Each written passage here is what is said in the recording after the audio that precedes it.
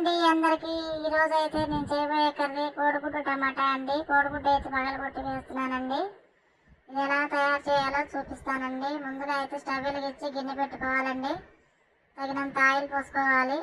ఇలా ఆయిల్ వేడెక్కగానే పచ్చిమిర్చి వేసుకోవాలండి. అలాగే సన్నగా తరుక్కున్న ఉల్లిపాయలు కూడా వేసుకోవాలండి. ఇవన్నీ వేసిన తర్వాత అయితే కలుపుకోవాలండి ఒకసారి.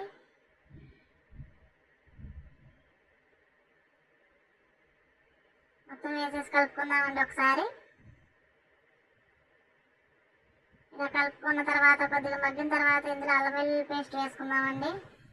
ఇది పచ్చివాసన పోయే వరకు కలుపుకుందామండి.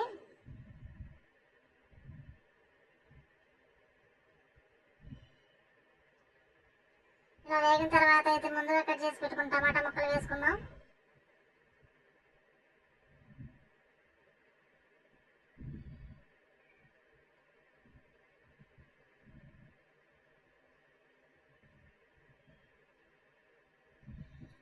అలాగే ఇప్పుడు రుచికి సరిపడా ఉప్పు వేసుకుందాం. వేసుకొని కలుపుకుందాం. ఇవైతే కొద్దిగా మగ్గిన తర్వాత చిటికెడు పసుపు వేసుకోవాలి, కలుపుకోవాలండి.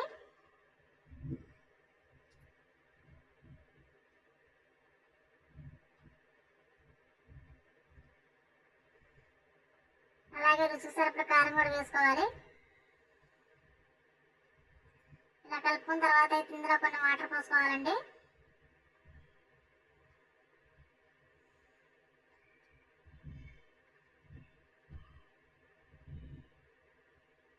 ఇదైతే కొద్దిగా మగ్గిన తర్వాత కట్ చేసి పెట్టుకున్న కొత్తిమీర వేసుకోవాలండి.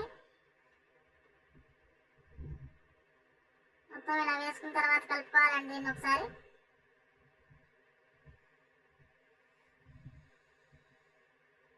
ఇప్పుడైతే ఇందులో కోడిగుడ్లు పగలగొట్టి వేసుకోవాలండి.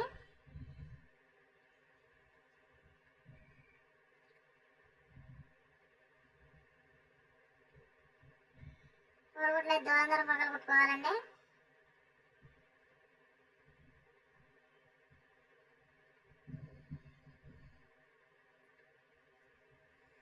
వీటిని అయితే తిప్పకూడదండి.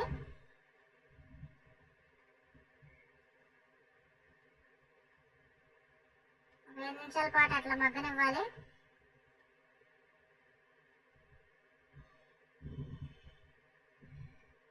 ఇలా మగ్గిన వాటిని నిదానంగా తిప్పుకోవాలండి. మొత్తం అన్నిటిని ఒకసారి తిప్పకూడదండి, ఒక్కొక్కటి తిప్పుకోవాలి.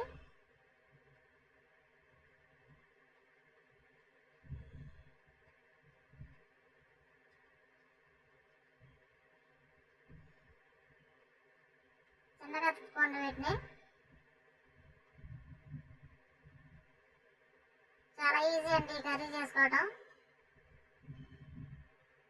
మీరు కూడా ఇలా ట్రై చేయండి, చాలా బాగుంటుంది.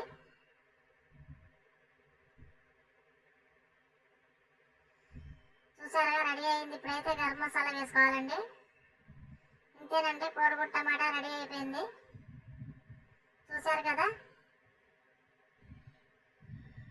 ఈ వీడియో కనుక మీకు నచ్చినట్టయితే లైక్ చేయండి, షేర్ చేయండి, సబ్స్క్రైబ్ చేసుకోండి.